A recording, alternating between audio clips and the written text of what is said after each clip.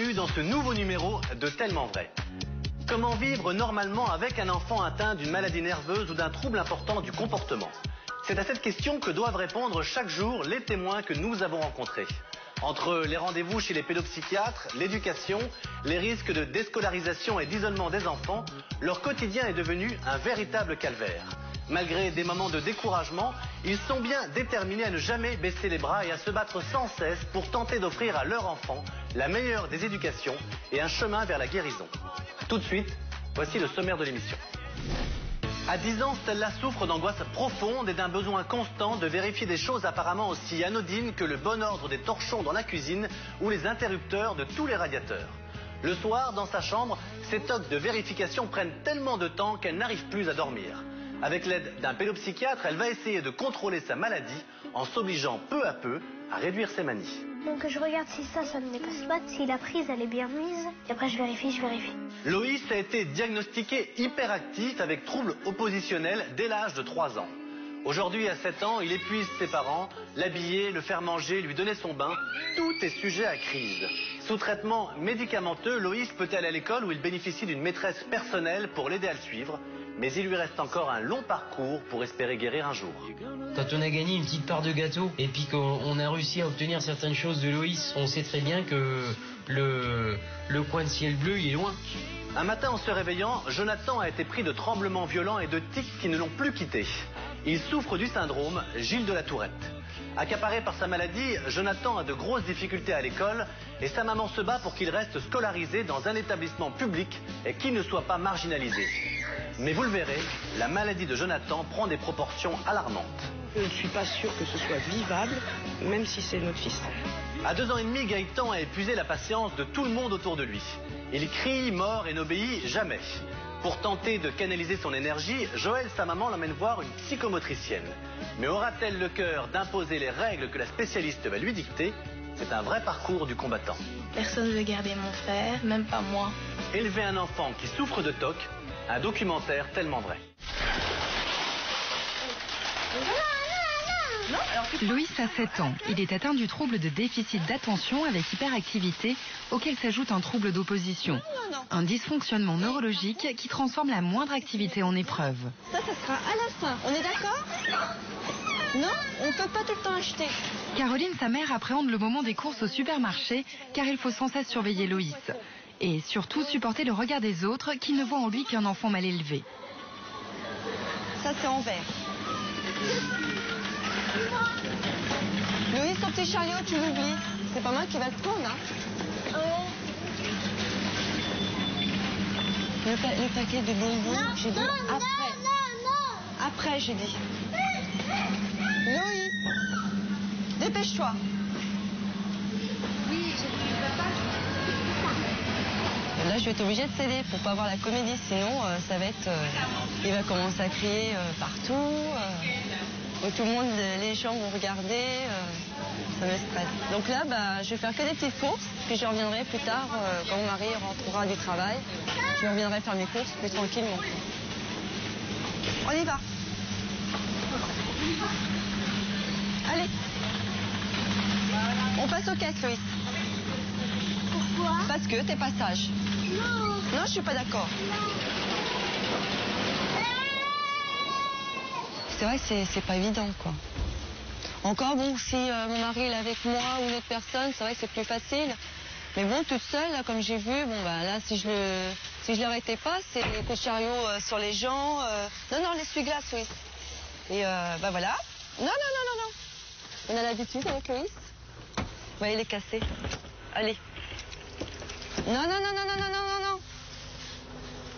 Loïs, allez, viens. Dépêche-toi. Allez, Loïs.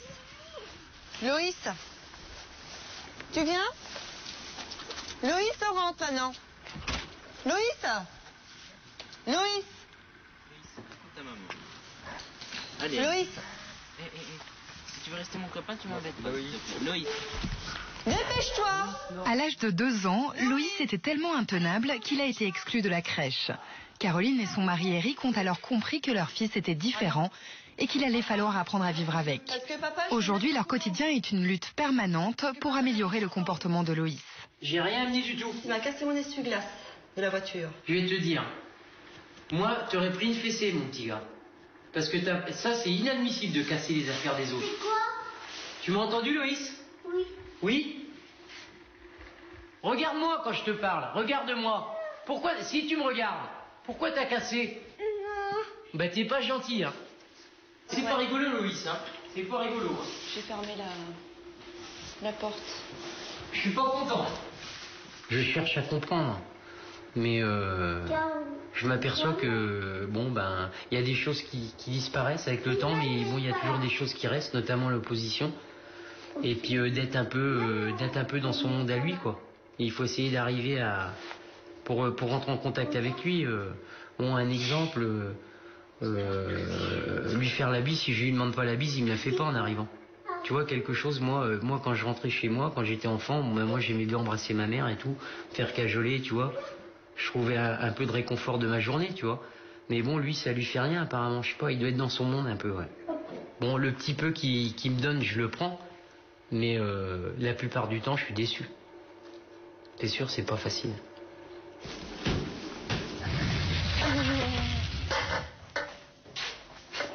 Depuis quelques temps, Stella s'est mise à adopter d'étranges comportements. Tout a commencé l'année dernière avec l'apparition de petites manies de vérification, apparemment sans gravité. Mais aujourd'hui, Stella éprouve le besoin maladif de tout vérifier, plusieurs fois de suite, sans pouvoir se contrôler.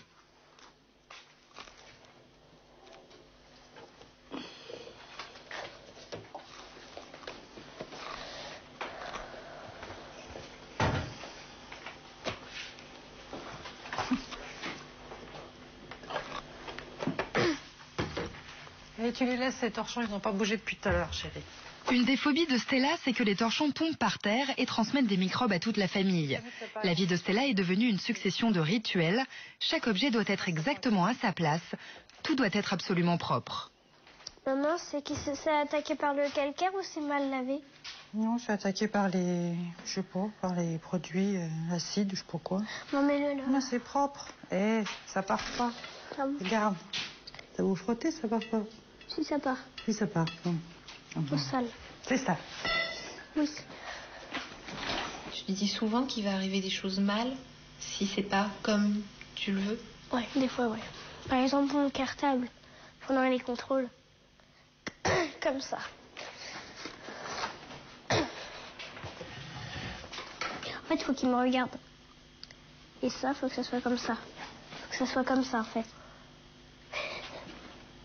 Ah, c'est plus fort que toi, hein. C'est ça. Non, il est bien comme ça, regarde. Non. Brigitte, la maman de Stella, prend peu à peu conscience de l'ampleur de ses manies. Au début, elle pensait à de la superstition, mais alertée par les proportions que prenaient les vérifications, elle s'est documentée et a fait passer un test à Stella. Je dois fréquemment vérifier des choses, gaz, robinet, porte, à plusieurs reprises. Vrai. Vrai. Presque tous les jours, des idées désagréables me viennent à l'esprit, me dérangent contre ma volonté. Vrai. J'ai tendance à avoir du retard dans mon travail car je dois refaire les choses plusieurs fois. Vrai. Je passe trop de temps à m'habiller le matin. Ça, c'est sûr. J'ai du mal à utiliser les toilettes même si elles sont propres. Vrai. Votre score est de 14. Vous semblez souffrir de troubles obsessionnels compulsifs. Vous ne parvenez pas à vous défaire de certaines manies ou habitudes qui vous gâchent la vie. Qu'est-ce que ça vous fait de Ça m'a confirmé dans mon idée, malheureusement, mais quelque part, ça soulage aussi de mettre un nom sur ce qu'elle a. Parce qu'au début, je la voyais malheureuse, mais je ne savais pas du tout pourquoi elle était comme ça. Donc je crois que moi, ça m'a soulagée de savoir que c'était une maladie et de savoir que ça pouvait être pris en charge. Moi aussi. Ça m'a fait du bien de savoir. Et quand j'ai lu ce qu'il disait sur les tocs, j'ai vu bien que ça me correspondait en gros, quoi. J'étais contente que ça pouvait se soigner et de savoir ce que c'était. Aujourd'hui, Stella ne veut plus subir ces manies qui lui gâchent la vie. Elle a décidé de consulter un spécialiste qui pourrait l'aider à se débarrasser de ses tocs.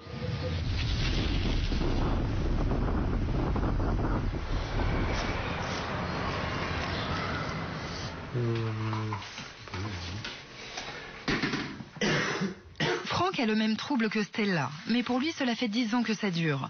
Depuis l'âge de 19 ans, son besoin irrésistible de vérifier et revérifier chaque geste n'a fait qu'amplifier.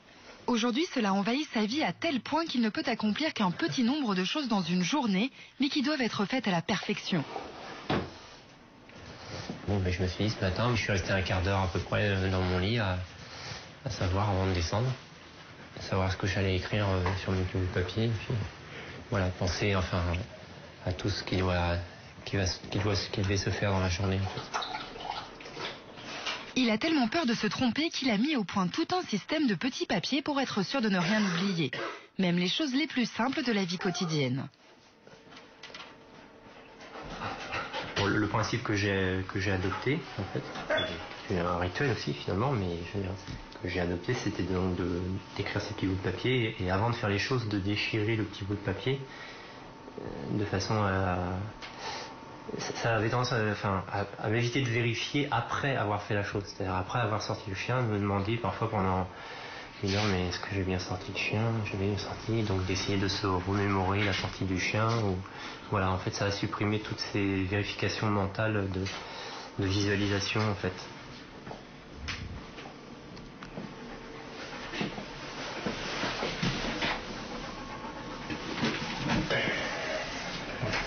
C'était quoi ce petit papier?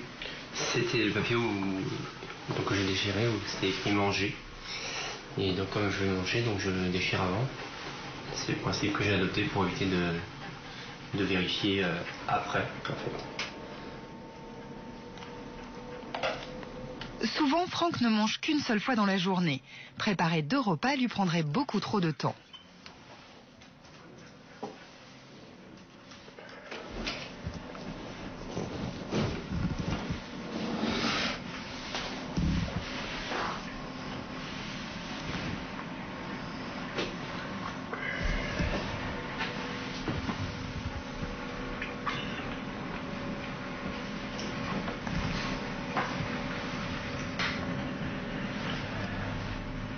Qu'est-ce que vous regardez?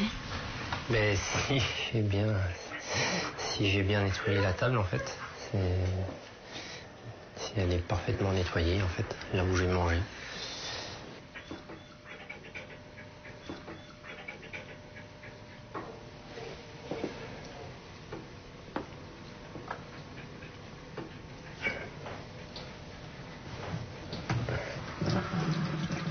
Il faut que je fasse attention à ce que je fais. Sinon j'angoisse par rapport à ne pas avoir fait bien la chose. Voilà. Donc en fait c'est très très lent.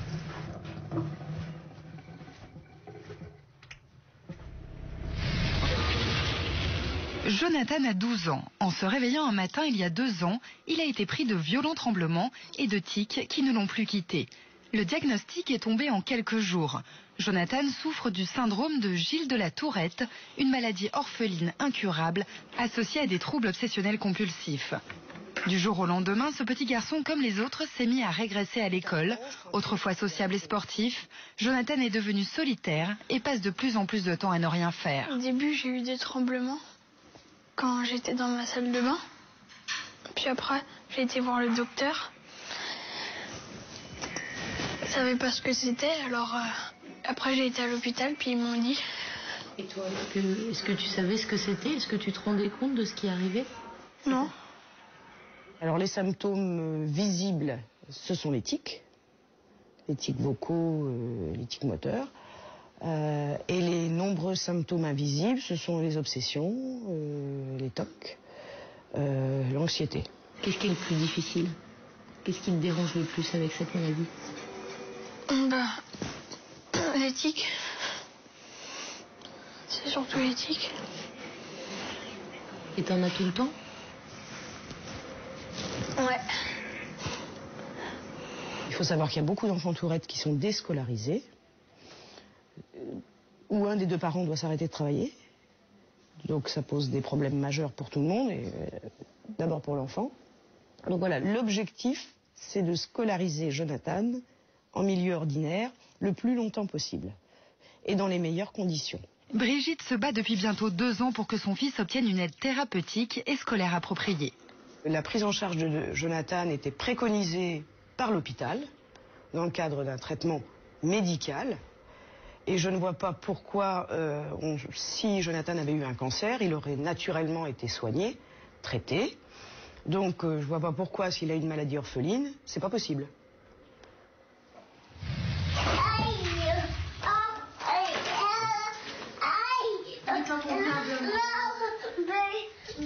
Tu vas pas tomber? Tu viens pas faire un câlin? À 2 ans et demi, Gaëtan est un vrai petit démon qui fait la loi dans la famille, monopolise l'attention de sa mère et de sa sœur et a fait de l'appartement tout entier son terrain de jeu. Enfant turbulent ou trouble plus grave, s'apparentant à l'hyperactivité, sa mère Joëlle commence à se poser des questions. Il est toujours hyper énervé, il joue 5 minutes, même pas 5 minutes à quelque chose, que directement il passe à quelque chose d'autre. Et moi j'ai l'impression qu'il a un problème psychologique, quoi, ça c'est sûr. Parce que moi j'ai élevé ma grande de 16 ans et je n'ai jamais eu ça. Joëlle en vient même à se demander si elle élève bien son fils. Véritable enfant roi, Gaëtan est partout sauf dans sa chambre, une agitation permanente qui ne laisse de répit à personne. Ah, ça c'est le truc intelligent, hein. Maman, pourquoi t'as fait ça? Pourquoi t'as transvasé ça dans ce pot-là? Il n'y avait pas besoin quand même. Gaëtan. Si, je me sens qu'il va le... Oh, voilà. Je venais de le dire. Et moi, au départ, quand elle était enceinte, je me suis dit, je m'attendais au petit frère ou à la petite sœur gentille, qu'on allait promener ensemble dans les bois, les petites choses comme ça, comme avec les autres enfants. Et puis, quand il a commencé à grandir, j'ai retrouvé l'inverse.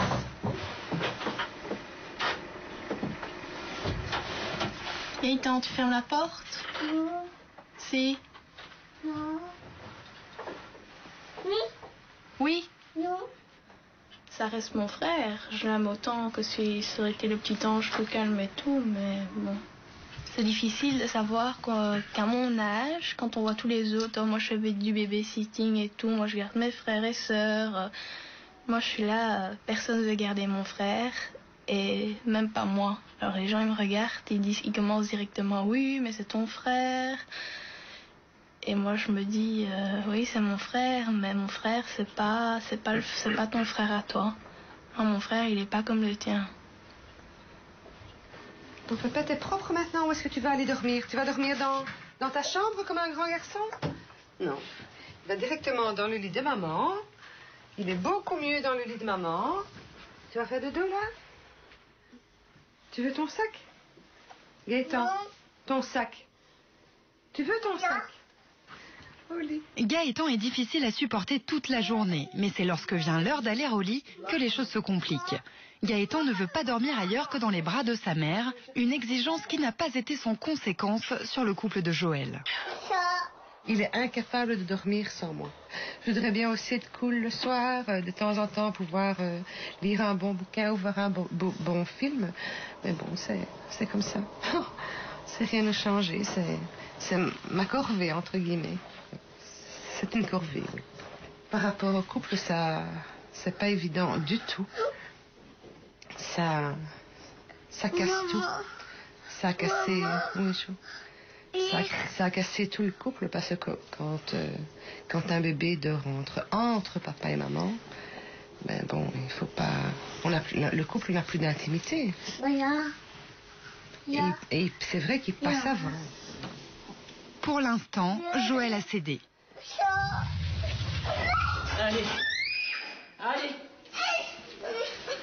Allez. Non. Regarde ce que tu fais. Regarde, lâche. Pardon. Pardon de quoi? L'avoir calmé et donné si calme. Ah, tu crois que c'était bien ça? Voiture. L'hyperactivité de Loïs et sa constante opposition font de la vie quotidienne une lutte de tous les instants. Loïs n'est pas autonome, il faut chaque jour recommencer à se battre pour lui faire les choses par lui-même. Chaque petit progrès est une victoire précieuse.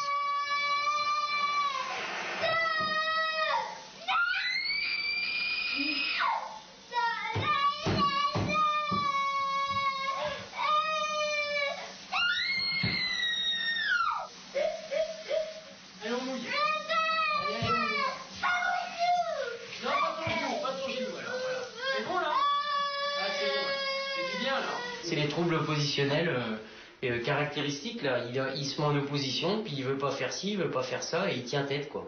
Donc il faut tenir. Parce que si on cède, c'est sûr qu'on lui donne pas de douche. Regarde-moi. Alors, c'est pas bon la douche? Non. Si, c'est bon la douche. C'est bon pour tous les petits garçons, ça fait du bien à la peau, puis après on sent bon. On va faire couler un bain. Non. Eh ben moi j'ai dit oui. Allez, un bain. Ah non, ça s'enlève pas, attention c'est chaud. Voilà. T'énerve pas, t'énerve pas. T'énerve pas. Ah, t'en envoies partout. Allez, ça y est, la colère elle est passée, fais-moi un bisou. Fais-moi un bisou. Oh. Allez. Ça c'est un bisou d'amour, hein. Ça c'est un bisou d'amour. Hein. Ça me fait énormément plaisir. C'est dingue.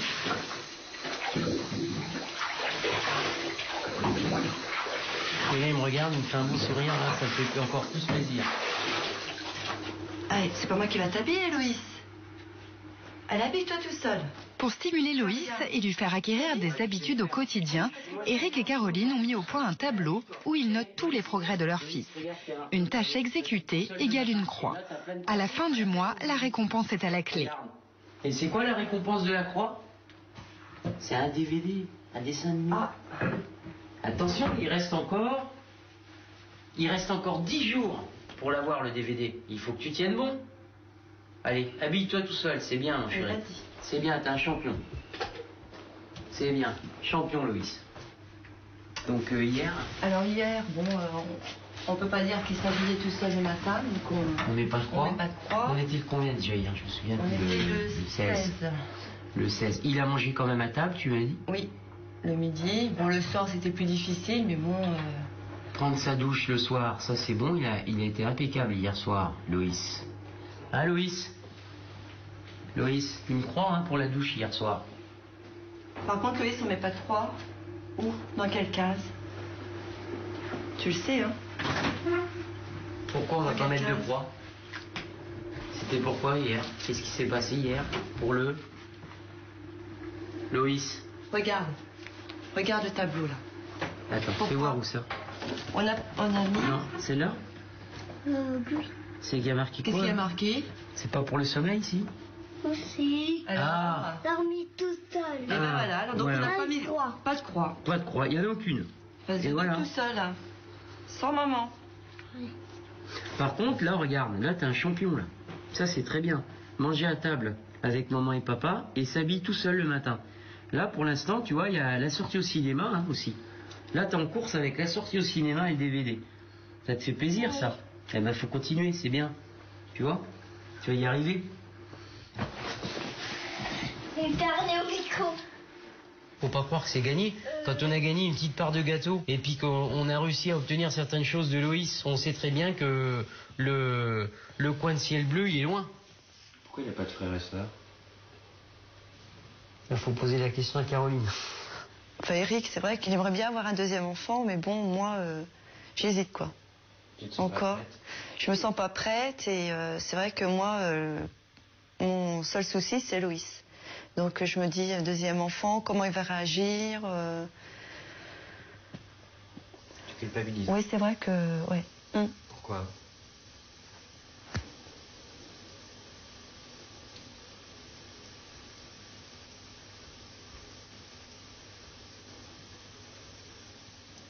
Bah, c'est vrai, je me pose encore des questions. Est-ce que ça vient de moi?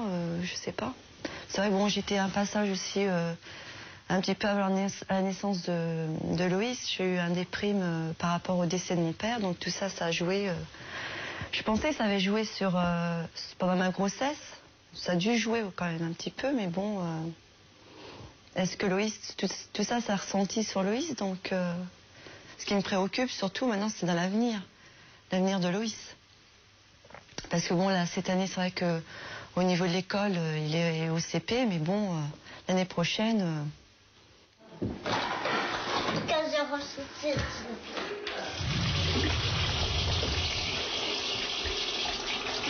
Depuis l'apparition de ces tocs, la propreté est devenue une des obsessions principales de Stella.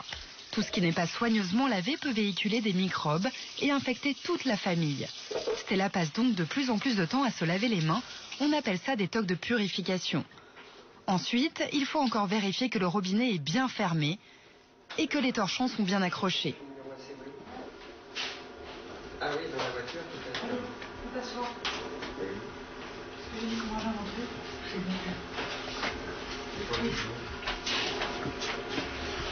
Stella passe au total plus d'1 heure par jour à effectuer tous les rituels qu'elle s'est imposés.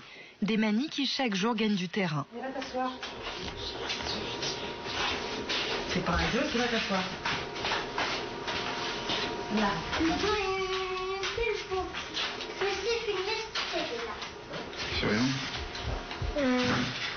S'il y a pas une petite goutte d'eau qui tombe du beurre de moutarde, comme ça t'aurais mis les pains dans la moutarde. Ils sont patients, papa et maman? Oui. Oui. Sauf papa, des fois il est pas patient. Moi je trouve personnellement, je veux pas te vexer, hein. Je veux vexer personne, mais que maman, pour ces choses-là, est plus patiente que papa. Il y a certains jours, peut-être que je suis moins patient, c'est vrai, où j'ai tendance à activer en lui disant bon, t'éteins, allez. Je sais, mais en fait, je vous l'ai jamais dit, mais j'ai horreur de ça. Bah, je me doute bien que ça. Nous, on est debout, on attend. Je sais que t'as horreur de ça, mais. Oh, papa, je sais quand j'avais grandi maman. Papa, la bouche. C'est vrai que. Sur la chaise ce soir. Mais tu sais qui. Faut aussi que tu te mettes à notre place aussi. Je sais que pour toi c'est difficile. Mais nous aussi, alors on voudrait que tu te reposes, que tu dormes quand t'es au lit, quoi. Tu vois? Tu sois tranquille. Voilà pourquoi. Soutenir. Pour te soutenir. Bah, c'est ce qu'on essaye de faire pour que tu sois pas en fait, énervé en te couchant. Ça me fait beaucoup de bien que vous soyez là à côté de moi. Bah, c'est ça qu'on le fait. Mais des fois, c'est pas facile. Des fois, Stella elle dit pas, mais moi je sais que, en fait, dans sa tête, elle veut pas que maman parte. Je veux jamais que maman parte. Moi aussi. Qu'elle reste avec nous. Mais toi, tu pleures pas. Non. Toi, tu dors. Oui. J'ai peur qu'elle revienne pas. J'ai 300 mètres pour aller à la gym, mais est-ce qu'il n'y a pas de m'arriver grand-chose, hein? Parce que j'ai un toc, ça vous fait pas plaisir? Ah, pas vraiment, non. On aimerait bien te voir rigoler, faire des bêtises, comme toutes les petites filles de ton âge, comme ton petit frère. Faire des bêtises? Te gronder parce que tu fais des âneries. Ça, j'aimerais bien. J'aimerais bien donner des tapes. Toi, je te gronde suffisamment et elle pas assez. Ah, tu prépares tes affaires pour demain, chérie? Ouais. C'est le soir des premières fois. Pour la première fois, Stella montre à sa maman l'ampleur qu'a pris malgré elle la multiplication de ses rituels. Oui.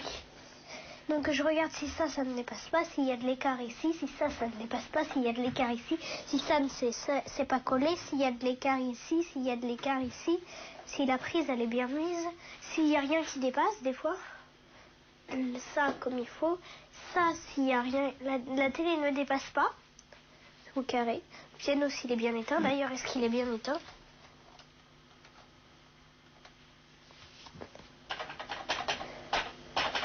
Et puis s'il y a des choses qui ne dépassent pas là, c'est l'angoisse totale. Et après je vérifie, je suis crevée, mais il faut quand même que je vérifie. Je me dis je vais plus dormir. Je savais pas qu'elle vérifiait dans le noir comme ça, je savais pas qu'elle passait derrière pour vérifier Je t'entendais bouger. Donc je me doutais que tu faisais quelque chose, mais je savais pas trop quoi. Épuisée, Stella préfère désormais échanger sa chambre contre celle de son frère, où elle éprouve moins le besoin de tout vérifier. Alors, est-ce que tu vas coucher comme il faut ce soir? Oui, je pense. Allez hop, on y va. Bon, allez. Je vais éteindre. Et si c'était toi qui éteignais la lumière, c'est pas possible? Ah, c'est pas possible. Non, ça peut être que moi. Bon. Eh ben, on va éteindre la lumière. Hein. Bonne nuit, mademoiselle. Comment vous envisagez l'avenir, donc, avec un grand point d'interrogation. Moi, j'attends beaucoup l'entretien avec le médecin, le docteur Levaux, parce que pour elle, ça va être très pénible à vivre.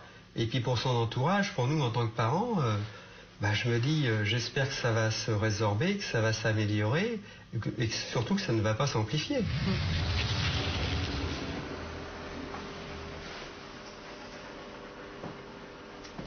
Aujourd'hui, Franck a décidé de faire une machine à laver. C'est pour lui une véritable épreuve qui lui prend plusieurs heures et où tous ses rituels de vérification se multiplient.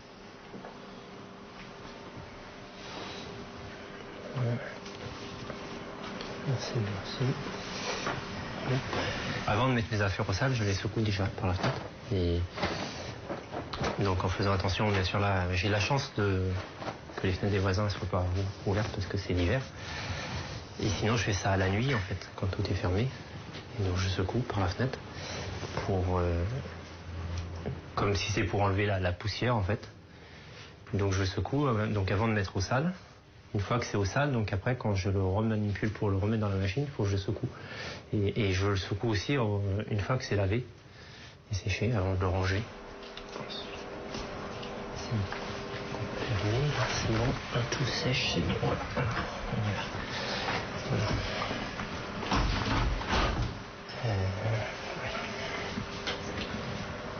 Pour pouvoir passer d'une chose à une autre, Franck a mis au point une stratégie. Il se dit bonbon, ensuite. Et s'oblige à s'arrêter de vérifier. C'est ce qu'il appelle le stop mental.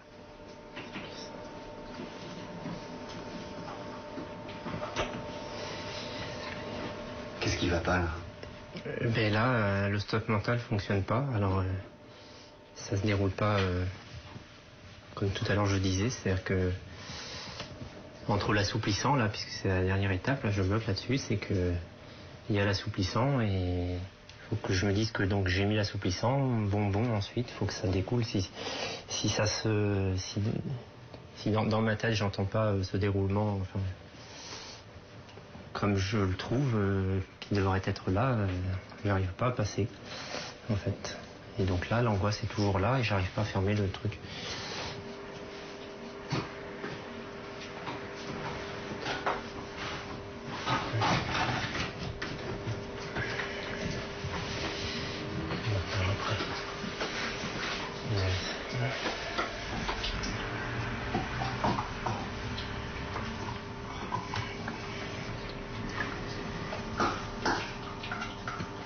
Voilà, en fait là, bon, habituellement ce bouton, enfin, ça ne me pose pas de problème, mais comme il reste une angoisse, ben, ça pose problème en fait. Voilà. C'est pour ça que j'essaie de, tant que l'angoisse n'est pas passée, de ne pas faire autre chose. Sinon j'ai des problèmes après, donc en fait, j'y gagne pas en fait.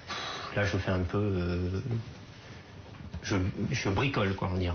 C'est-à-dire que un petit peu de rituel, un petit peu de gérer l'angoisse, voilà. Et là, bon, ben, j'ai réussi à fermer le tiroir et là, je suis bloqué là. Bon, mais je vais avancer quand même, de toute façon. Je vais avancer. Je lâche ça dedans.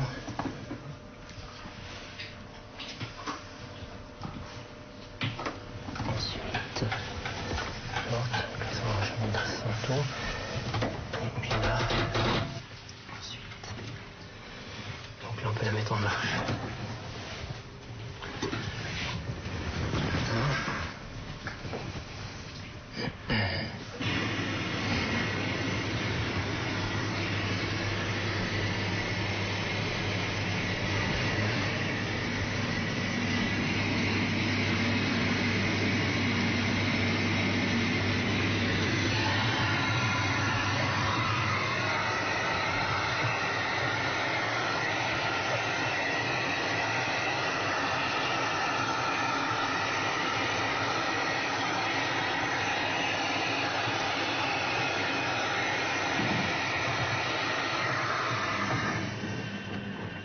Là où c'est peut-être le plus difficile, c'est qu'on est finalement trop conscient de la situation.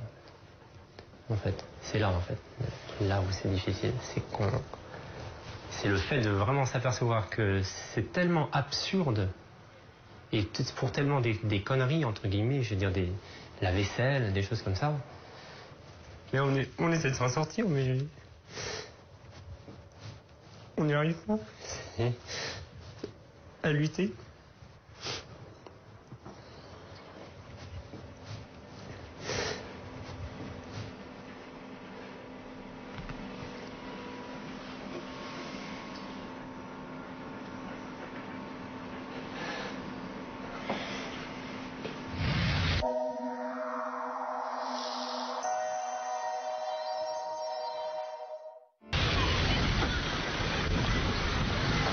Cette année, Jonathan est passé de justesse en 5e. Depuis l'an dernier, il est soutenu par une auxiliaire de vie scolaire, Emmanuelle, qui est devenue indispensable à son maintien au collège. Allez, travaille. Et tu t'appliques. Bonne journée. Au revoir. Au revoir. S'il n'y avait pas Emmanuel, il ne viendrait plus à l'école? Là, tel qu'on est là maintenant, oui. Il a un tel mal-être en allant à l'école que de toute façon, oui, je pense qu'on ne pourrait plus.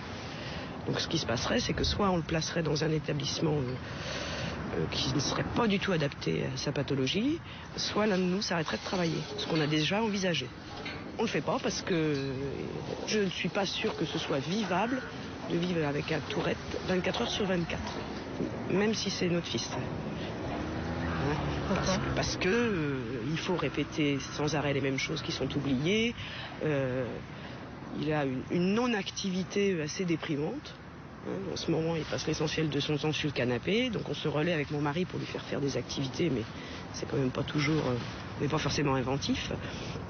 Et je nous vois mal, nous, continuer à maintenir la structure familiale telle qu'elle est avec la grande sœur et le reste, et la vie sociale, en cessant de travailler. Ça paraît difficile.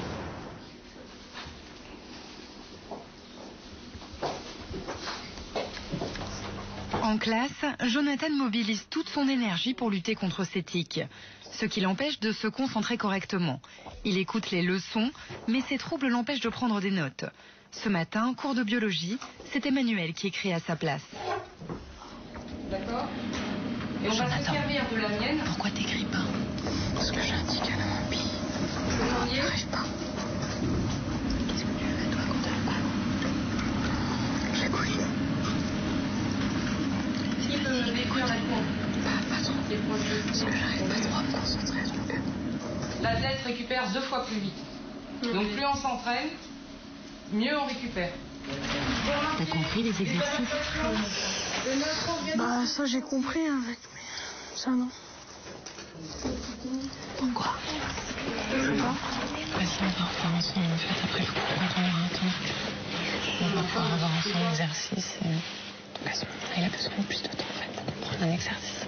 L'aide qu'Emmanuel apporte à Jonathan est indispensable, mais malheureusement insuffisante.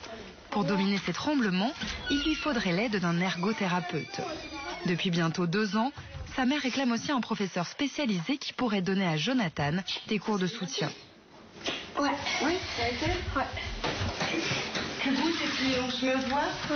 À cause de sa maladie, Jonathan a perdu des connaissances. Ses notes se sont effondrées, les devoirs sont devenus un calvaire. J'ai 2 sur 20. Mais il est pas sûr, je t'avais dit, il est pas sûr qu'il va la compter. 2 sur 20. Il faut absolument essayer de faire seul quelques exercices. Ah bah oui, ça c'est clair. Bah j'ai essayé. Mais j'apprends, mais j'oublie après au moment du contrôle. C'est nul. C'est lamentable. C'est vrai en plus, hein. C'est lamentable, je te jure. Ça me désespère, ça. C'est lamentable, la note. Et qu'est-ce qu'il faut faire pour que ça change? Bah je sais pas, rien. Ah bah oui, c'est sûr, si tu fais rien, ça va pas changer, mais... T'as l'impression qu'on te demande beaucoup en ce moment? Bah oui, trop. Le prof de français, je l'ai vu là. Il m'a dit jusqu'aux vacances, t'essayeras de faire le maximum, t'essayeras de prendre tous les exercices, à peu près d'écrire, et puis d'essayer de te concentrer un petit peu plus. Je m'énerve. Ce qu'il faut que tu fasses, c'est pas que t'arrêtes d'écrire, parce que moins t'écris, moins t'auras envie d'écrire. Bah c'est facile, j'arrive pas à écrire, donc c'est pas... un petit peu? Bah un petit peu, aujourd'hui tu crois que j'ai fait quoi là en anglais? J'ai écrit. Oui, j'ai écrit tout le cours, oui. J'ai écrit tout le cours. Ben, c'est très bien. Parce que c'est vrai que Emmanuelle, elle n'est pas là pour travailler à ta place, elle est là pour t'aider à travailler. Tu vas te repérer. C'est quoi la solution? Je sais pas.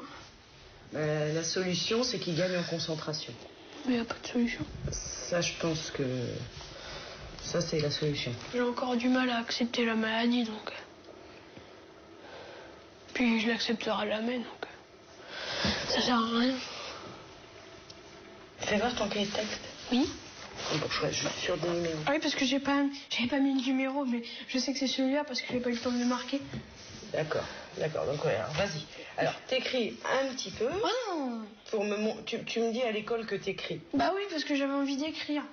D'accord. Bah alors là, t'en as écrit 2, j'écris les 3 autres. D'accord. Assieds-toi là, viens là. Depuis l'âge de 4 ans, Loïs suit un traitement à base de Ritaline, un psychostimulant qui réduit son déficit d'attention et calme son hyperactivité. Sans prise régulière de ce médicament 4 fois par jour, Loïs ne pourrait pas aller à l'école. Dépêche-toi. Aller à l'école.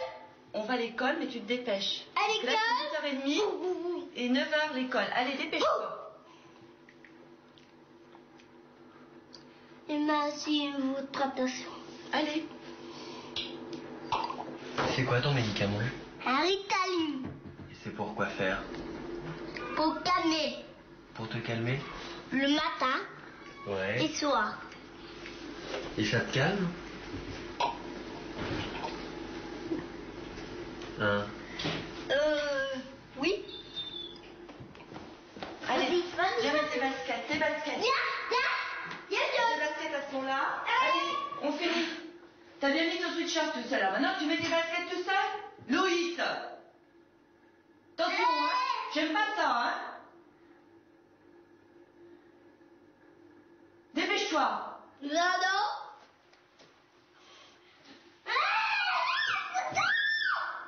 Mets tes baskets. Mets tes baskets. Tu les mets tout seul. Voilà, c'est bien.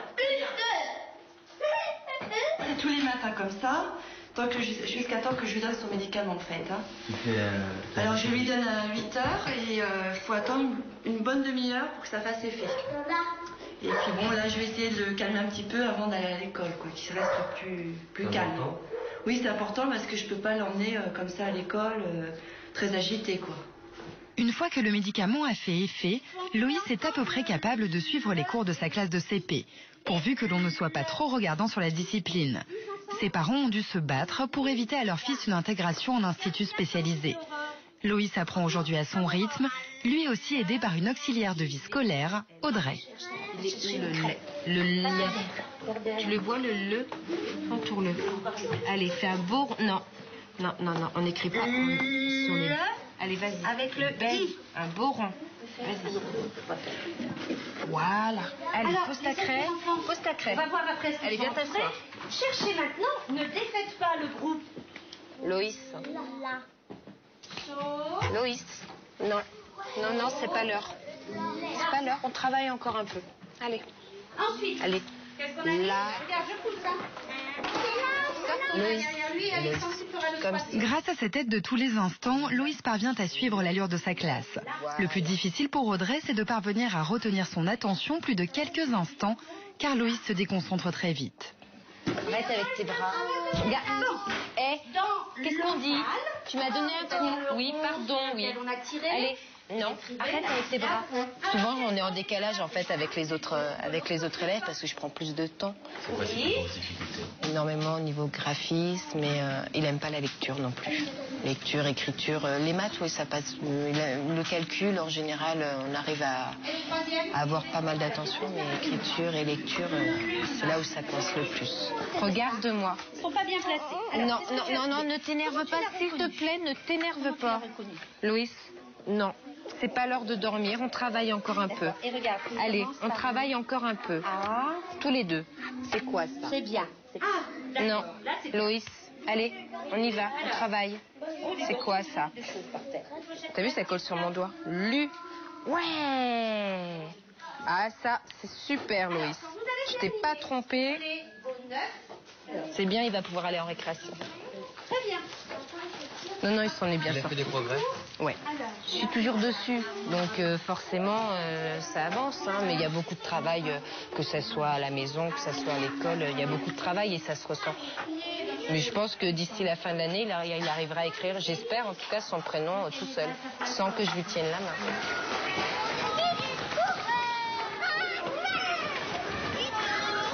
Ah oui, vas-y, avant. Notre gros problème, c'est de savoir jusqu'à quand est-ce qu'on pourra l'intégrer. Parce que plus on monte dans la hiérarchie des classes, plus la difficulté va se ressentir. Hein. Il fait quelque chose à part. Il est au milieu des autres, mais il a un travail à part. Donc nous, notre difficulté aussi, c'est de dire il est capable de s'intégrer à certains moments et à d'autres, il est à côté des autres, au milieu des autres. Depuis l'apparition de ces TOC, Stella revient de plus en plus souvent avec de mauvaises notes. À cause de sa maladie, elle vérifie tout à l'excès. La bonne élève est devenue moyenne. Mauvaise nouvelle. Contrôle de mathématiques, 6 sur 20. Je sais pas ce qui s'est passé, parce que normalement j'aurais dû avoir 20 sur 20. T'as vu tout le blanco que j'ai mis? Normalement, il n'y a pas le droit de mettre du blanco, parce que dès qu'on met une tache de blanco, on perd un point. Et si on t'enlevait le blanco et les effaceurs et le... Oh, bah alors là, il y aurait des ratures partout. Ça serait grave. Ah oui, bah attends, t'imagines un cahier avec plein de ratures, mon Dieu, c'est pas le mien. Mais tu vois, parce que je me suis dépêchée et j'ai fait attention à rien. Bah, si tu te dépêches... Mais oui, mais après, moi, j'ai pas le temps de prendre mon temps. Alors, est-ce que tu veux qu'on fasse la dictée maintenant? Ouais. Soudain, Stella ne supporte pas la moindre rature sur ses cahiers. Chaque lettre devant être parfaite, elle est devenue la plus lente de sa classe et peine à suivre une simple dictée. Paradoxalement, c'est son obsession de la perfection qui a fait que Stella est aujourd'hui à la traîne. Elle rectifie souvent et ça prend surtout beaucoup de temps. Donc, elle est assez lente, il faut beaucoup de patience quand on fait les devoirs. Et je pense qu'il faut aussi beaucoup de patience à l'école parce qu'elle est pas rapide, quoi. J'ai raté le mot. 1, 2, 3, 4 corrections en deux lignes. En fait, un frisson lui court le long de l'échine. Le haut du dos. Là, c'est une faute. Ça t'énerve? Oui. Est-ce que tu n'arrives pas à écrire comme il faut? Oui. Quand elle travaille au brouillon, des fois, elle a des exercices à faire au brouillon, elle écrit vite et bien, quoi. Elle ne rature pas, elle ne revient pas en arrière. Mais si c'est pour le cahier qui reste à l'école, qu'il faut donc écrire dessus, alors là, c'est un stress supplémentaire. Et... Bon, ensuite 2 points. L'orgue joue.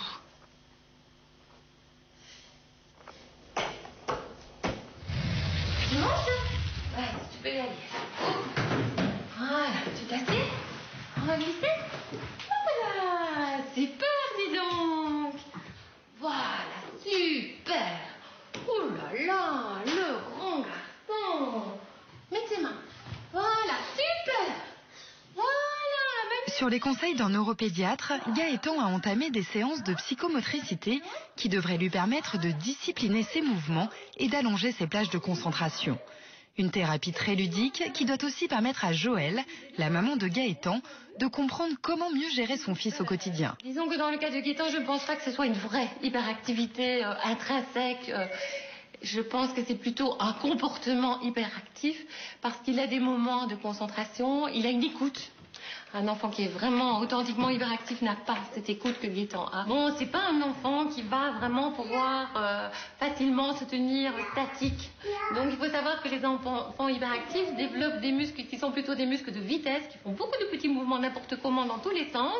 Mais dès qu'ils doivent faire un effort d'endurance, c'est beaucoup plus dur pour eux. Et c'est pour ça d'ailleurs qu'un enfant hyperactif, c'est plus difficile pour lui de rester assis sur une chaise. Ça lui demande plus d'effort de rester assis sur une chaise que de bouger. Il mord souvent sa grande sœur. Non, mais mordre. Hein, voilà. Ça... À ce moment-là, il faut lui donner une porte de sortie. Donc ce qui serait bien, c'est que vous lui fabriquiez un petit monstre pour qu'il puisse, quand il en a besoin, aller l'attaquer, aller crier dessus, aller lui dire qu'il est méchant, n'importe quoi. Et là, vous lui donnez la possibilité de vider une bonne fois son agressivité. Et en ce qui concerne les problèmes d'endormissement, parce que Gaëtan dort avec moi dans le lit, et maintenant je voudrais bien quand même doucement me libérer de ça. Je pense personnellement qu'une stratégie intéressante à ce niveau-là serait de prévoir peut-être de lui faire un petit massage le soir pour qu'il se détende, qu'il soit dans une atmosphère câline, détendue. Si c'est nécessaire, restez un petit peu près de lui. Si c'est absolument indispensable pour l'instant de votre présence pour qu'il s'endorme, rester avec lui, mais dans sa chambre, toujours dans sa chambre. Pour le moment, vous n'avez plus d'autorité. Non. Parce que vous n'avez... Très peu, en tout cas. Parce que vous avez, comment dirais-je, imposé des contraintes trop multiples et non respectées. Donc, il faut à ce niveau-là que vous repreniez tout à zéro, que vous décidiez vous-même, ça c'est important, ça ce ne l'est pas, et quelques petits points bien précis, très clairs, très importants, que vous tenez absolument. Madame Bertrand me rassure beaucoup, ça je veux dire. Parce que bon, on est un peu déboussolés. Et bon, je comprends mieux. Je comprends mieux, je culpabilise beaucoup moins. C'est beaucoup plus facile à accepter quand on sait que c'est tel petit problème ou tel petit problème et qu'il y a des solutions. À vendredi, mon grand. Des solutions en théorie faciles à adopter. Reste à savoir si Gaëtan sera réceptif à leur mise en pratique. Grimpe les escaliers. Oui, doucement les escaliers, Tu ne sais pas descendre les escaliers. Tous les soirs après l'école, Jonathan rentre seul chez lui. Une solitude traumatisante, car depuis l'apparition de sa maladie, il est assailli par des visions terrifiantes et des bouffées d'angoisse qui aboutissent souvent à des crises. Depuis son lieu de travail, Brigitte, la mère de Jonathan, redoute toujours que son fils craque.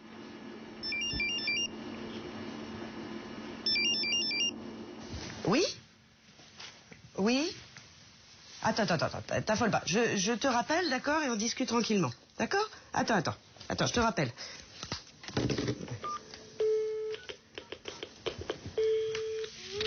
Oui, Kiki. Attends.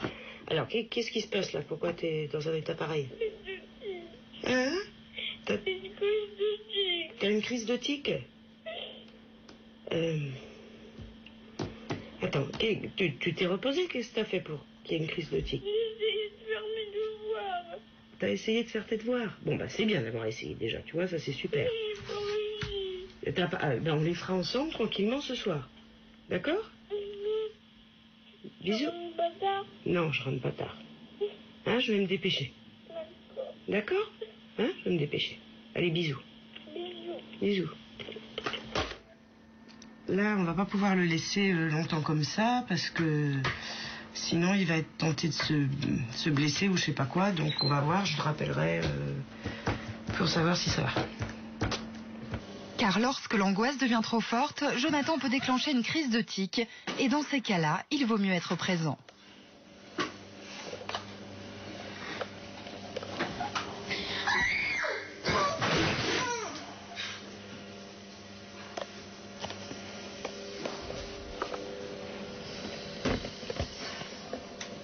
Allez, tiens. Depuis longtemps en plus. Allez.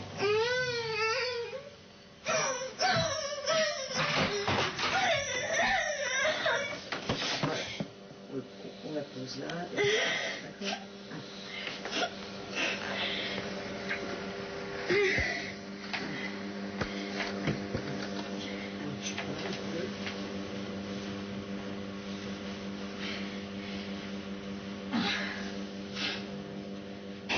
Ça se passe mal. Je travaille de moins en moins. Tous les soirs, je suis fatiguée, énervée. Il y a des choses qui te manquent? Pas avoir de tic. Pas être triste, pas avoir d'idées noires. Pas avoir tout ça. Quand je suis triste et que je dis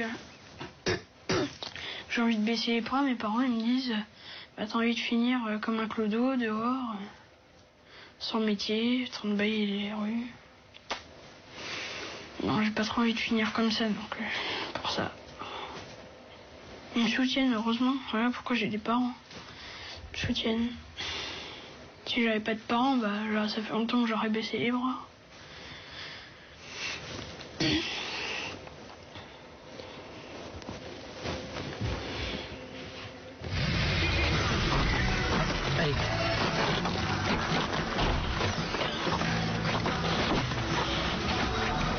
Allez, on prend les affaires? Régulièrement, Eric et Caroline vont chercher conseil au sein d'une association de parents d'enfants hyperactifs. Ils y partagent leurs doutes et trouvent dans ces réunions un peu de réconfort et d'écoute. on a vu qu'en mettant un tableau en place, justement, on obtient plus de choses et après ça nous permet de passer à autre chose sur une autre forme d'interdit qu'il ne faut pas faire. Quoi. En fait, ce qu'il a dit, c'est que éventuellement, il va mettre 3 mois pour apprendre à plus mordre ou à plus jeter, mais à partir du moment où il aura obéi sur un truc, il aura compris que c'est l'adulte qui... À l'intérieur de lui, il aura... Enfin, il faut essayer d'éliminer un mauvais comportement à la fois, pas deux en fait. C'est juste ça. C'est les bonnes techniques, quoi. C'est pas facile. Non, Robert, toi, Le plus difficile, c'est de rester calme, c'est de ne voir que le bon côté. Moi, j'ai beaucoup de mal à ne voir que les choses bien faites. Ouais, tout à fait. Moi, je vois beaucoup quand il fait des choses pas bien faites. Quoi. Ce qui est dur, c'est de ne pas crier trop dessus, pas s'énerver, pas enflammer le débat, parce que lui, c'est vrai qu'il va réagir éventuellement avec violence, ou il va essayer de se débattre. C'est idéal pour un enfant hyperactif, c'est d'avoir des parents très très calmes. Essayez toujours d'être le plus positif possible, c'est ce qui marche le...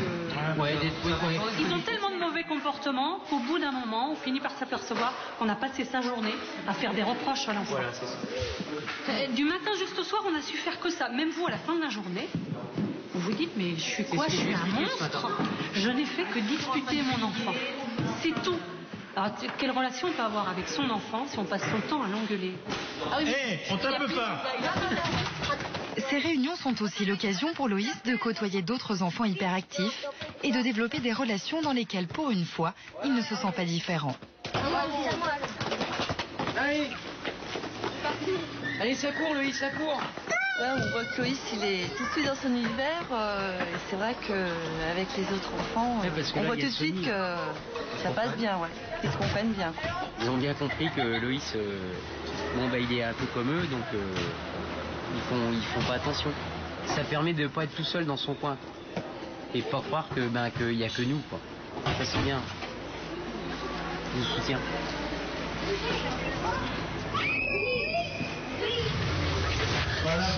Aujourd'hui, Stella a rendez-vous pour la première fois avec un psychothérapeute qui lui confirme qu'elle est bien atteinte de TOC. C'est en comprenant le mécanisme de ces troubles qu'elle va maintenant pouvoir mieux les combattre.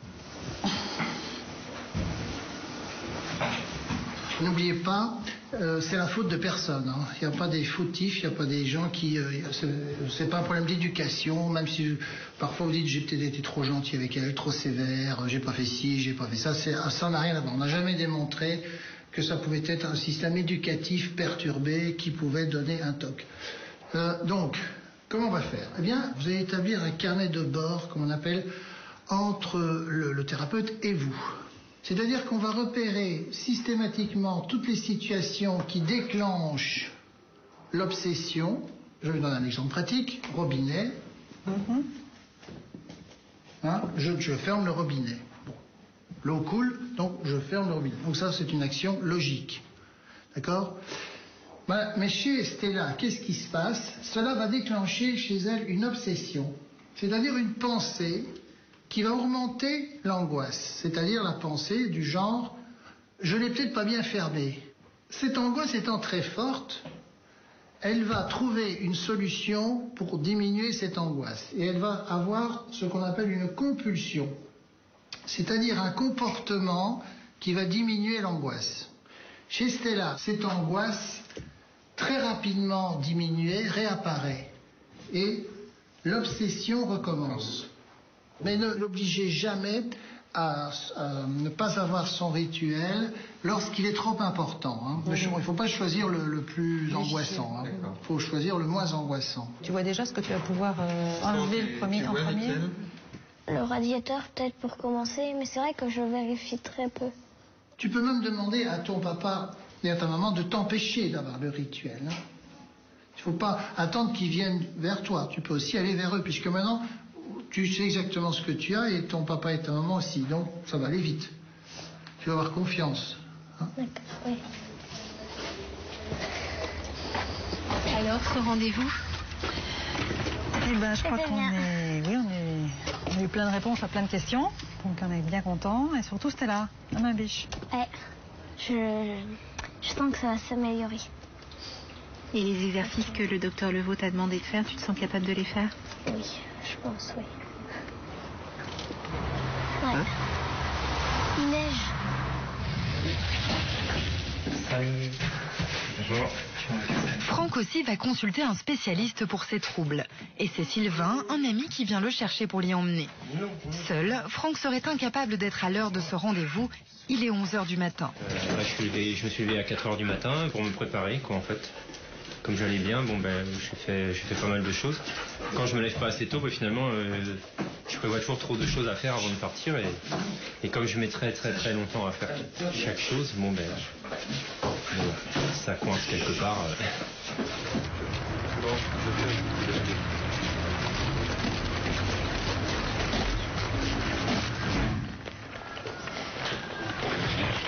Bonjour.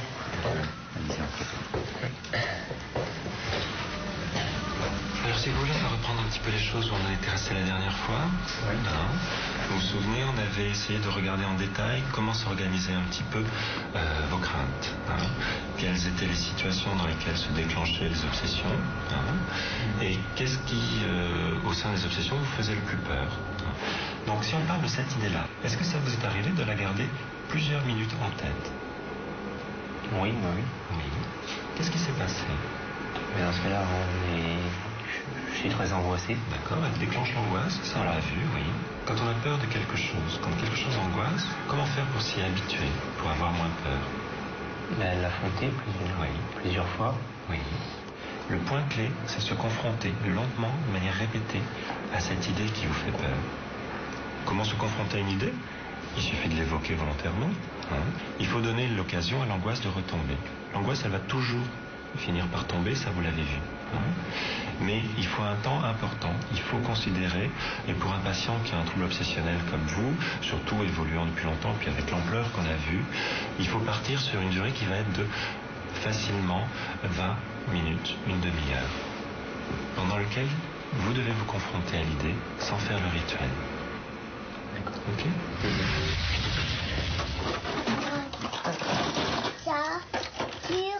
Joël, la maman de Gaëtan, va commencer à mettre en pratique les conseils de la psychomotricienne. Premier défi, essayer de faire en sorte que Gaëtan s'intéresse un peu plus à sa chambre et empiète un peu moins sur l'univers des adultes. Va jouer dans ta chambre, toi. Va jouer dans ta chambre. Mais pourquoi? Non, je vais jouer dans ta chambre pendant que... Tu sais bien que maman n'aime pas que... Non. Va. Allez, va jouer dans ta chambre, chouchou. Va jouer un peu dans ta chambre. Pourquoi?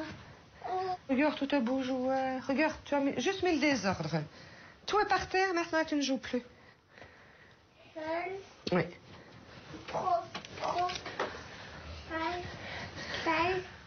C'est un premier pas vers la tranquillité, quoi. Oui, vers la tranquillité de maman. Oui. Et la sienne aussi, parce que bon, à partir du moment où il sait jouer tout seul, il sera certainement plus calme aussi. S'il veut être un petit peu agressif, comme tous les petits garçons en jouant en voiture ou quoi, mais il le fera dans sa chambre et pas sur moi. C'est aujourd'hui la première fois que je repasse tranquillement, ou avant sa naissance, mais depuis qu'il est né, non. C'est plus jamais arrivé.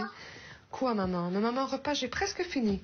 Tu sais très bien, si tu laisses maman repasser, maman a vite fini et maman est à toi. Deuxième étape, la confection d'une sorte de punching ball pour enfants. Un monstre à mordre et à frapper qui devrait permettre à Gaëtan de canaliser son énergie. Oui, c'est pour toi. Mais maman n'a pas encore fini. Il va pas durer longtemps. Arrête. Il n'est pas question de arrête, hein. Ne tire pas, voilà. Maman a dit non.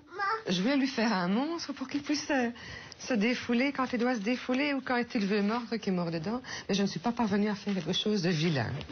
Ça, c'est impossible. Voilà Gaëtan. Debout. Il doit être debout là. Bonjour. Bonjour. Tu lui dis bonjour?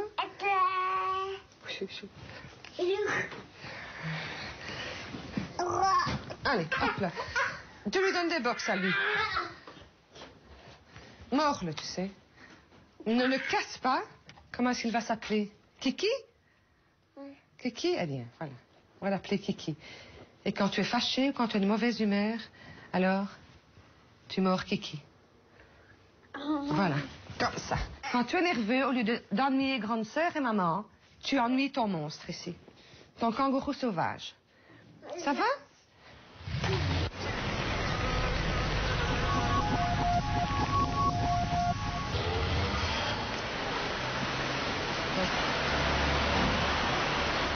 Pour lutter contre les angoisses provoquées par sa maladie, Jonathan consulte un pédopsychiatre tous les 15 jours.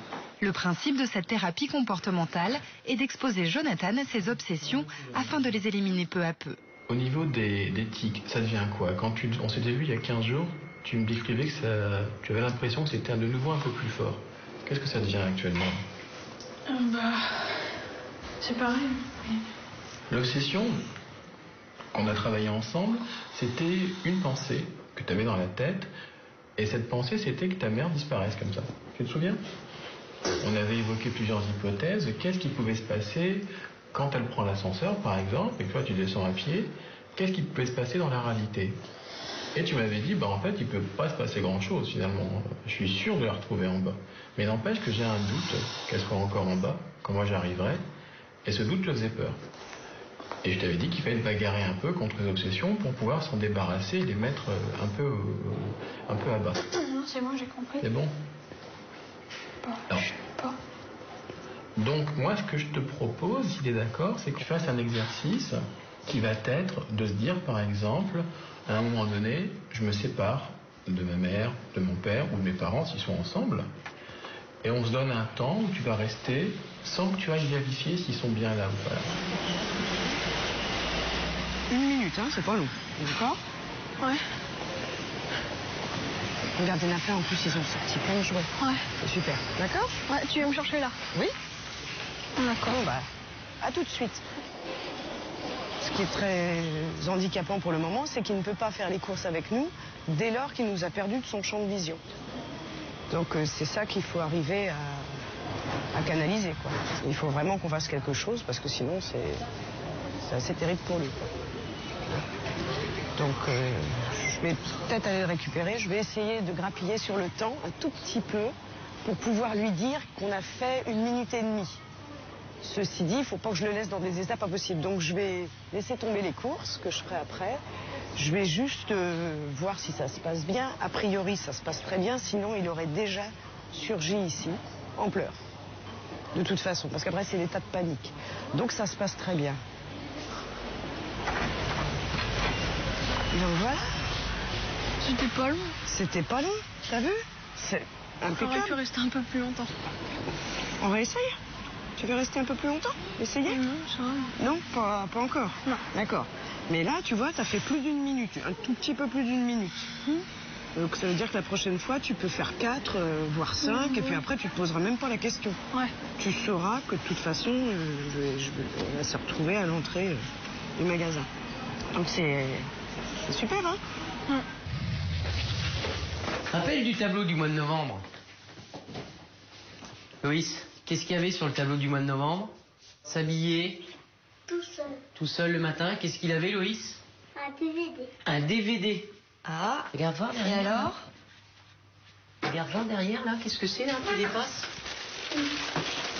DVD. Ah. Et qu'est-ce que c'est? J'espère que tu vas aimer, hein. Santa Maria. Ah, mais le 2. Le numéro 2. T'es content? Oui. Ah. Loïs, pourquoi tu as eu le DVD? Je me suis habillée tout seul. Et pourquoi tu vas aller au cinéma? Parce que c'était la table avec papa et maman. Tiens, assieds-toi. Assieds-toi, mon chéri. On va parler faire du tableau le du mois de tableau, décembre. du mois de décembre. Les récompenses. Alors, Loïs, mois de décembre.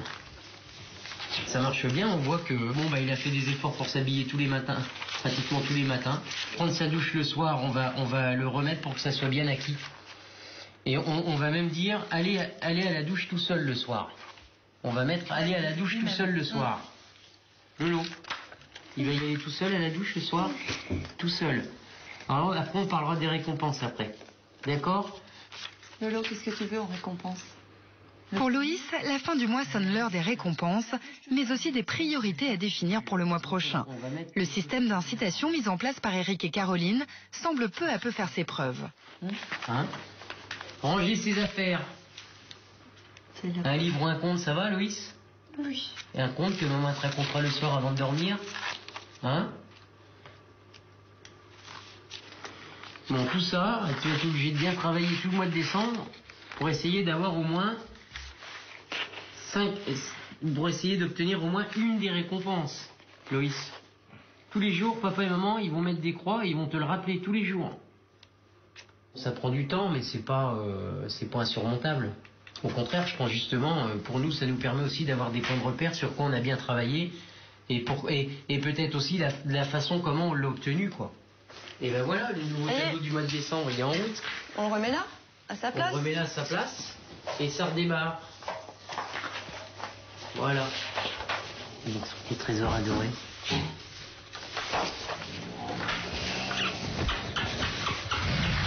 suis pas tout seul sur Terre. Allez, c'est là, Hervé, attends. Allez, J'arrive. Hervé, tu vas te laver les mains, s'il te plaît. C'est là aussi.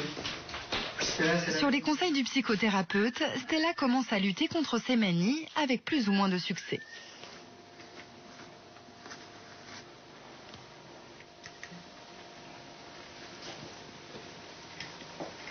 Pour le moment, t'arrives pas encore trop à appliquer les consignes que t'a donné le docteur, alors? Non, puis il m'a dit de commencer par le plus facile, alors ça c'est pas le plus facile, quoi. Par quoi tu comptes commencer, alors? Mon radiateur que je vérifie de moins en moins. Le radiateur, ça sera plus facile que les torchons, tu penses? Ah oui, ça c'est net. Alors, tu te couches? Non, ce soir, je vais essayer de pas vérifier le radiateur. D'accord. Aussi. Tu vas essayer de pas te relever? J'ai envie de vérifier. Vérifier quoi? Le radiateur. Ah non. Non, t'as dit que c'était faisable. Oui, mais... Ça fait partie des choses que tu peux ne pas faire? Bah, de le fait de dire radiateur... Eh ben, dis autre chose que radiateur. Armoire. Boule de neige. Voilà, par exemple, si tu veux. Boule de neige, boule de neige. Tu changes de mot. Oh, j'ai envie de vérifier, j'ai envie de vérifier, j'ai envie de vérifier. S'il te plaît. Bah, tu ne me demandes pas si tu as envie de le faire. Je le fais. Voilà.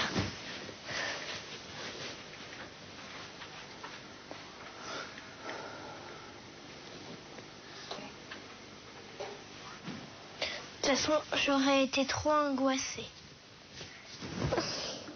Bonne nuit. Bonne nuit, mademoiselle. Bon, tu éteindras toute seule ton... Moi, j'éteins celui-là, toi, t'éteins l'autre, d'accord? Oui. Bonne nuit. Bonne nuit. Toi, tu vas pas me faire le même coup que tous les jours.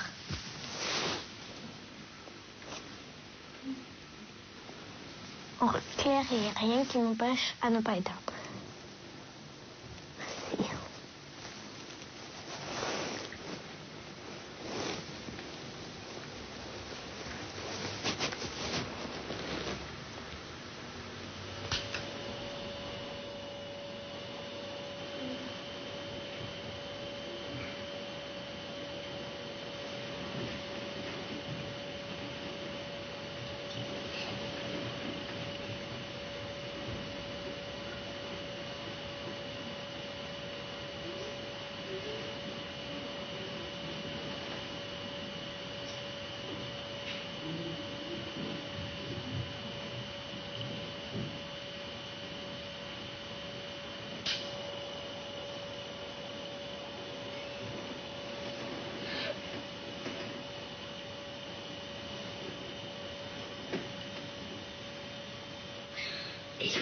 Malgré ses efforts et sa volonté de s'en sortir, Stella ne parvient pas à contrôler ses vérifications. Il lui faudra une bonne heure avant d'éteindre pour de bon. Mais elle ne retournera pas vérifier le radiateur. Cela fait un mois maintenant que nous avons vu Franck pour la dernière fois. Nous le retrouvons très déprimé après une semaine où il est resté sans sortir et sans voir personne. La semaine dernière, j'allais très très mal. Enfin, j'ai eu des idées très sombres. Mais vraiment, j'étais déterminé à faire certaines choses qui, à mon avis, demandent beaucoup de courage. C'est-à-dire mettre fin à mes jours, en fait. Seulement, je ne l'ai pas fait. Et justement, en fait, j'ai rebondi là-dessus au bout de 3 jours pour dire, mais attends, t'as quand même l'énergie, finalement, tu serais... Là, t'es prêt à le faire, en fait. Et donc, il faut du courage. Enfin, pour moi, il faut du courage pour mettre fin à ces jours. Donc, parce que c'est pas facile, malgré tout. Donc je me suis dit, je vais utiliser cette énergie pour essayer une dernière fois de m'en sortir. Donc a priori, c'est la dernière fois que je l'essaie. En fait, je vais vider le linge qui est dans la machine depuis 1 mois, parce que je n'ai pas réussi à le sortir. Donc, comme ça sèche, la machine sèche, donc il n'était pas mouillé, heureusement. Mais j'ai pas réussi, donc ça fait 1 mois, pratiquement jour pour jour, qu'il est dans la machine. Et là, ben, je profite de la thérapie.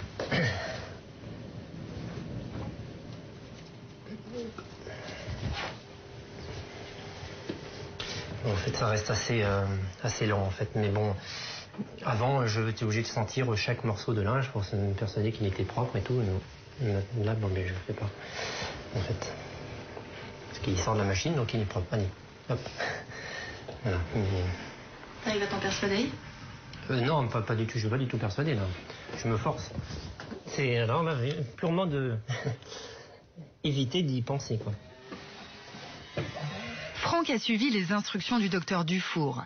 Il s'est interdit de vérifier, ce qui provoque chez lui une grande angoisse. Il va maintenant affronter cette angoisse au lieu de l'éviter comme il le fait d'habitude. Donc je vais penser très fort pendant 30 minutes que j'ai laissé du linge dans la machine et que en fait donc j'aurai plus de linge de prêt, de propre, que je vais être finalement sale sur moi et que finalement les gens vont plus vouloir me voir parce que je serai sale et ils vont m'abandonner. Et voilà, à partir du moment où on arrive à m'abandonner, c'est l'idée la pire qui puisse arriver. Je vais perdre aussi mon autonomie parce que je suis pas capable de m'occuper du linge correctement. Enfin, c'est catastrophe. Voilà, donc ça va m'angoisser très fort et on verra après le graphique que ça donne.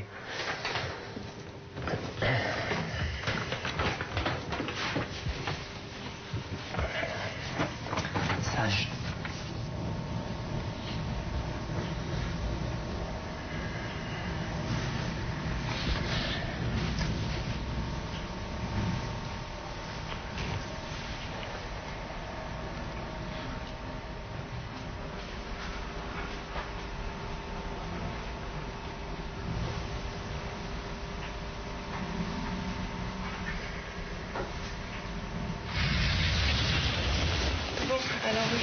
Après une longue attente, Jonathan a enfin obtenu une prise en charge adaptée qui devrait l'aider à se maintenir dans un collège classique. Désormais, en plus d'Emmanuel, il bénéficie d'un professeur spécialisé qui vient lui donner des cours de soutien. Objectif, faire en sorte que Jonathan puisse à nouveau progresser. Ça va bien. Allez, allons-y. Installe-toi. Et puis là, c'est le devoir avec la correction qui a été faite en cours, mais bon, ce serait bien de refaire un petit peu. On va regarder tout ça. Tu veux rester avec nous? Je vais vous laisser travailler. Ok, très bien. Merci. Au revoir. À tout à l'heure. À tout à l'heure. Il sait qu'il peut faire beaucoup de choses, malheureusement, et on voit qu'il n'arrive pas à le réaliser jusqu'au bout. C'est ça qui doit être frustrant aussi pour lui. Hein? Parce que tu sais que tu peux le faire. Mais... T'as pas l'air convaincu. Bon, si. Moi, j'en suis convaincu, moi. Allez, allons-y. Voilà, un triangle isocèle. Il a 3 angles qui mesurent 60 degrés. Ça fait combien, ça, la somme des 3 angles? 3 fois 60 degrés.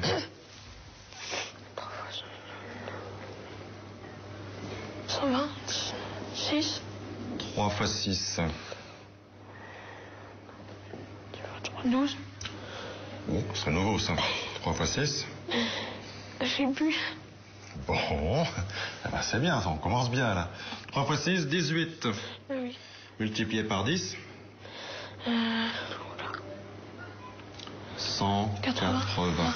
Donc, quelle est la valeur de la somme des angles? 180 Bah oui, parce qu'on degrés. sait que ça fait 180. On l'avait pas noté, ça? Tu veux pas le connaître par cœur? Si, je sais, mais j'ai oublié. Comment vous vous adaptez justement au problème de Jonathan qui apparemment il retient pas ou ça dépend des jours? Comment vous arrivez à fonctionner avec lui?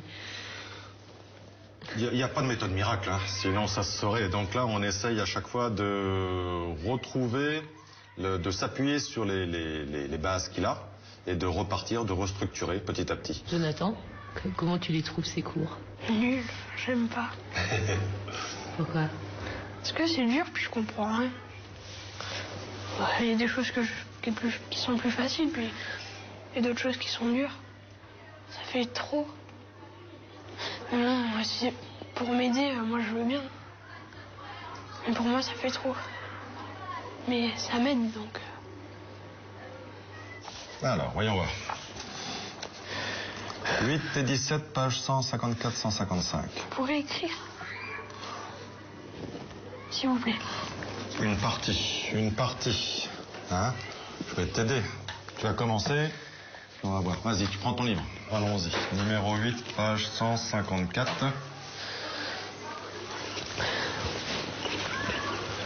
La première question, c'est est-ce que c'est un parallélogramme? Non. Non. Pourquoi? Parce que les diagonales ne se coupent pas en leur milieu. Exactement.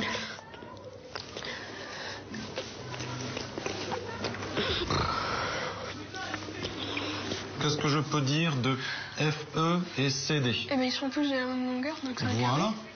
FE est égal à CD, CD est égal à AB, donc AB est égal à... AE, F. Voilà, tu viens de... Vous pouvez l'écrire, s'il vous plaît. Alors, qu'est-ce que j'écris? Vous écrivez... AB est de la même longueur que EF. Tu veux plus écrire, je m'entends. J'arrive plus. AB Parce que sinon, si j'écrivais encore... est égal à... m'énerverait. C'est l'heure du coucher pour Gaëtan.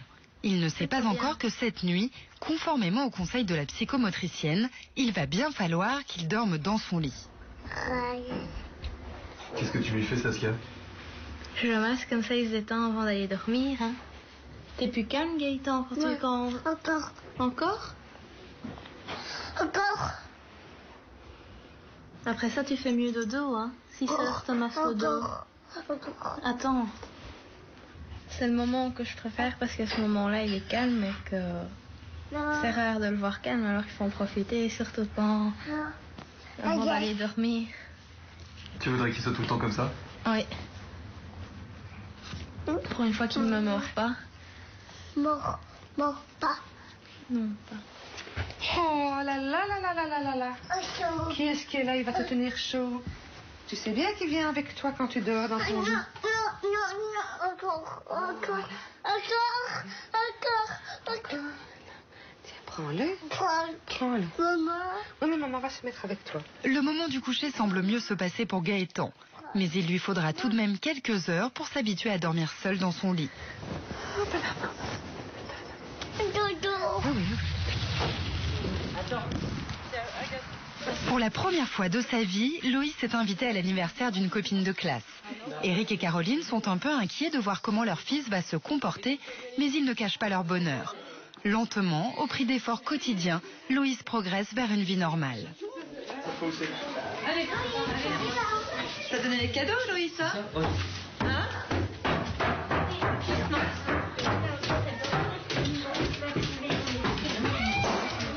On sait très bien qu'il va pas rester à 100% concentré avec tous les autres. On sait très bien qu'à un moment donné, il va s'égarer, il va être un peu... il va se mettre à l'écart de lui-même, mais c'est pas pour ça qu'il est pas avec les autres, à mon avis, il écoute. Voilà. Et merci. Non, mais il n'y a pas quelque chose vis-à-vis de Loïs Bah non, c'est bon. Hein. Tu surveilles juste, tu maîtrises quand tu vois, il commence Quand il commence un peu plus s'énerver, voilà, mais sinon il n'y a rien de... Voilà. Le recanaliser, voilà, c'est tout, le remettre dans le contexte, ouais. Si tu dois intervenir fermement, il faut le visage aussi. D'accord.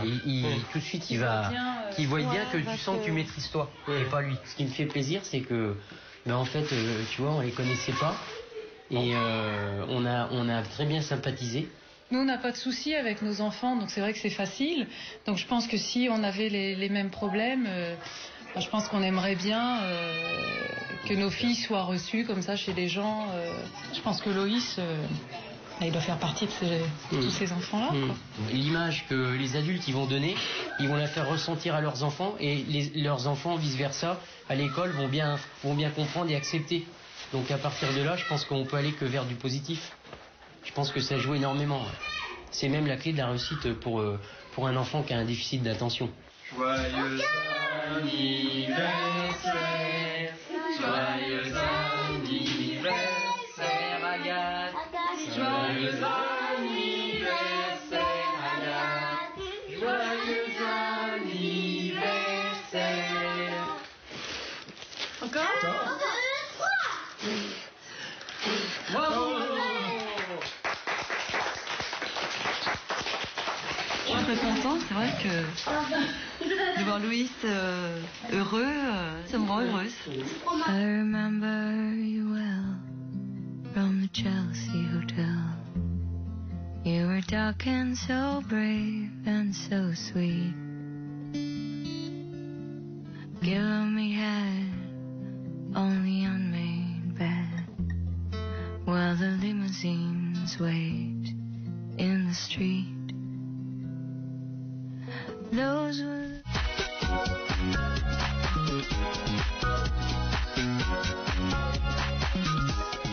Coé sur scène.